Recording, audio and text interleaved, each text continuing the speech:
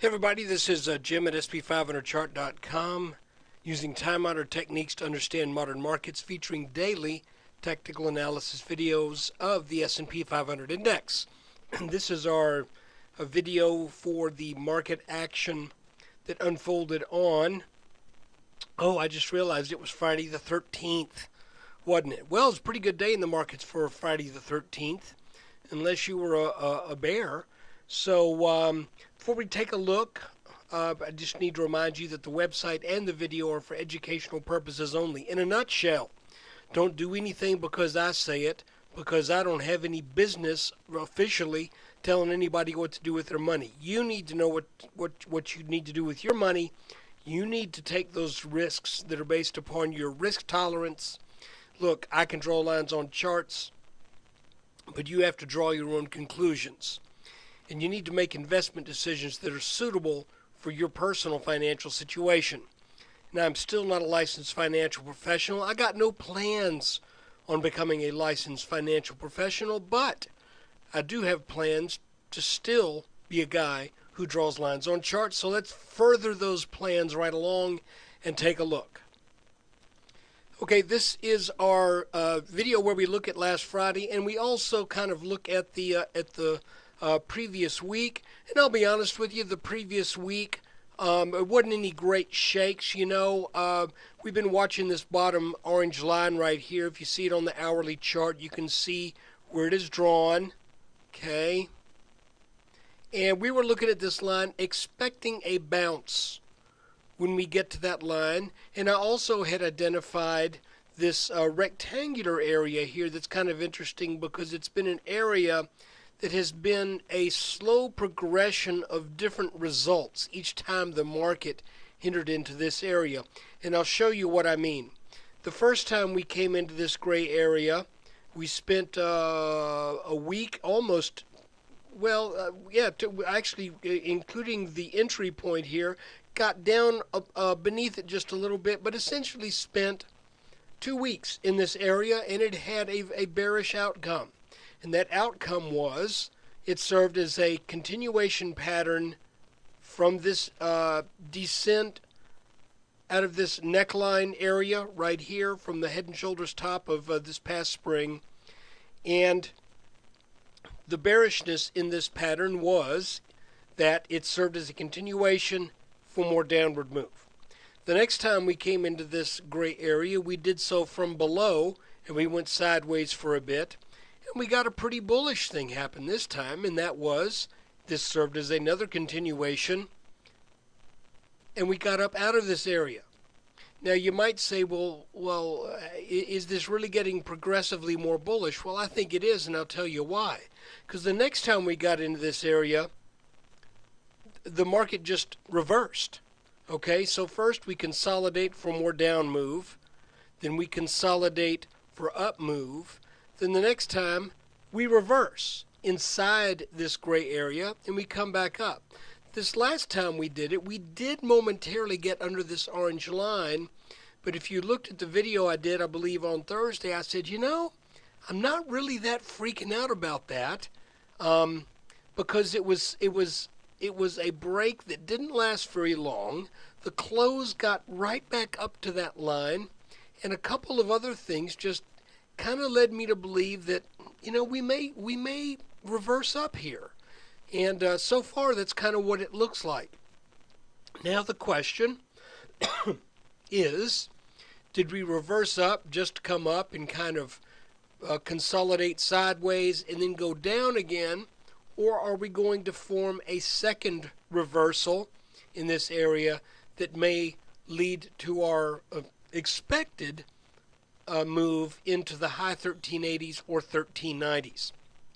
So I think probably the best thing that we did this past week was identify this channel, identify the idea that once we get over this top line, it likely will signal that the market is ready to start a new leg up. And the other call, again, I want you to remember this and correct me if I'm wrong, but when we dipped underneath this blue support line at the open on Thursday. I said, you know, that almost looks like a capitulation to me. That looks like this was the last people going, oh, just, pardon my French, oh, screw it.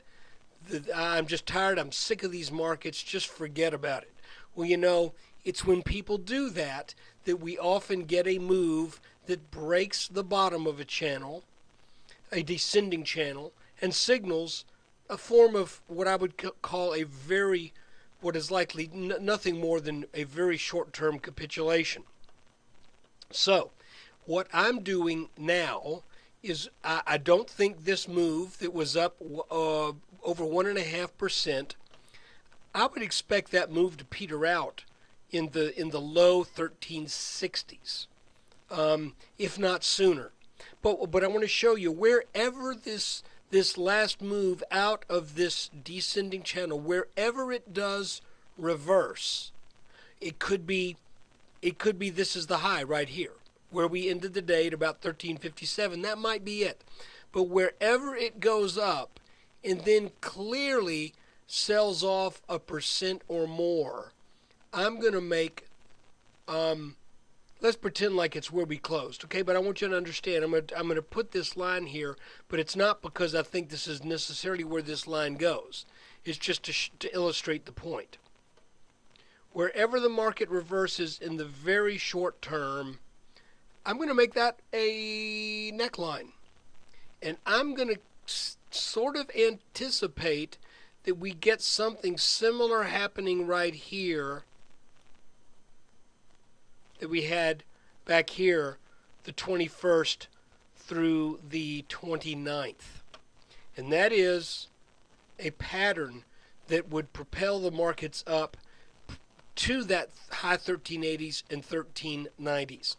And so far you can see we've got kind of the same dynamics. We were in a descending pattern back here in late June that broke out, came back for a back test. It didn't make a full back test on this line, mind you, but it did at least back test the lows that were in place prior to the breaking of this channel.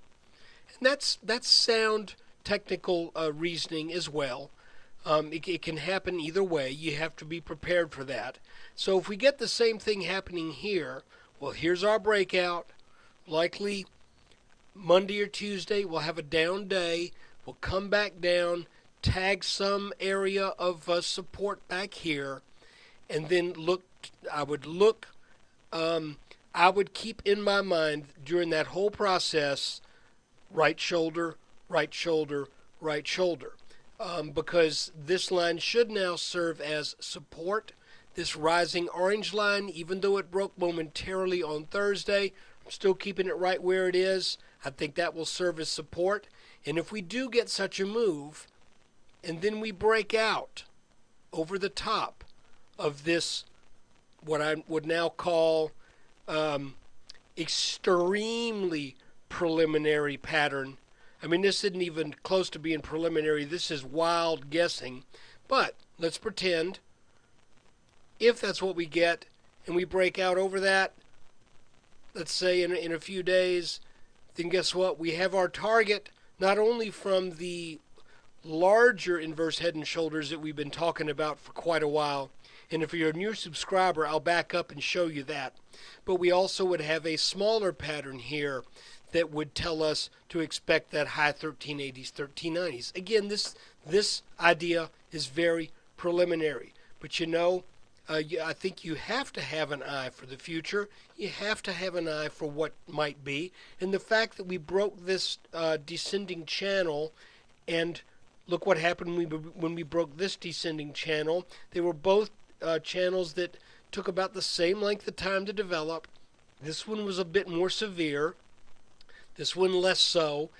But now let's see if we can come back down, again, wherever this line might be. I'm not saying that's it, okay? It is wherever the markets turn back. It could be, come on, Silverlight. It could be here. In which case, well, then we have an even higher target. But wherever this rally that we've had for the past 2+ days, wherever that stalls and comes back down, that's what we line this up with right here and start to have a little bit of an eye to the future. And what's kind of interesting is we've had a series of head and shoulders patterns now that have really signaled the turns pretty well. We had this one here, we had this small one here, and now it looks like we may be forming another one. All we can do is keep our eyes on it, and all you can do is stay tuned. Now, I mentioned the head and shoulders bottom that we've been talking about. I think I've talked about this so much, some of you may just want to go and get yourself a glass of iced tea, but or if you're in the South, get a glass of sweet iced tea. I was in San Francisco some years back, ordered a sweet iced tea. They looked at me like I had two heads, and I knew they would. But they brought me hot water, a tea bag, sugar, and a glass full of ice. And so anyway, look, here's the deal. We had what looked to be a fairly clearly defined inverse head and shoulders pattern back here, but it came back into the pattern, so it's really kind of an irregular thing, but we're keeping this on the radar, and it has a target of the high 1380s to the very low 1390s.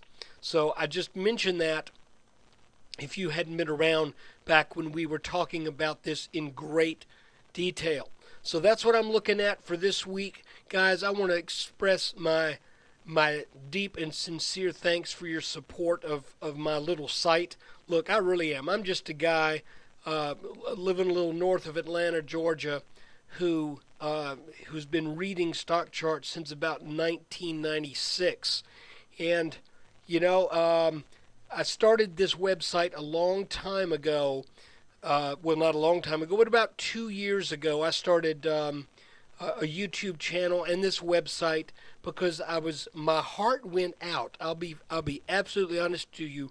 My heart went out to a lot of folks who were just getting some really bad technical advice in the markets, at least as I saw it. And guys, one of these days I'm going to be dead wrong. And if you've been around, if you've subscribed to the site, or if you followed me back before it was a subscription site, you can probably point to times and say, "Oh, Jim was dead wrong on that move." And I have been at times. Everybody will be. But some of these guys on who had websites that were charging good money to belong were so dead wrong for so long. I said, I've got to do something. I've got to stick my name out there and challenge some of these ideas. And I just want to thank so many of you who have come to me and thanked me for doing this. But I want to just tell you right off the bat, you've got to do your own thought process. You've got to do other forms of analysis. And if you're in individual stocks, by all means, you've got to look at the fundamentals. And the fundamentals eventually catch up to the markets as well. But I have this funny feeling about the indexes, that they have a tendency to have a different function in the financial world than we tend to think. And maybe I'll get into this a little bit more. But to make a long story short, the markets often behave contrary to logic. The low was usually put in when things look like everybody should get every dollar out. And that's when you should put every dollar in. And the highs tend to happen when it looks like this son of a gun is just going to keep on going. There's nothing, you can't stop this train. Well, that's when everybody's in, and then the market has no choice, despite the economy, despite the goodness of things.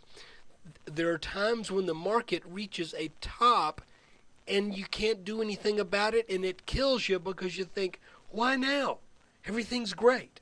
Well, we are still in troubled times, and things aren't great, but things aren't absolutely dying on the vine either. So we're kind of in this area where you've got to take a look at the charts. You've got to get a feel for what's going on based upon something other than the talking heads on a CNBC or whoever you go to for your news. So look, I've said enough about that already. I appreciate your time and patience. This week that's coming up here, I've got one day that I'm going to be working late, and the video will be late on that day. And that day is Tuesday after the close. Likely the video will appear late on Tuesday evening, maybe even very, very early in the morning on Wednesday. But thanks again for watching. Take care, and best to you.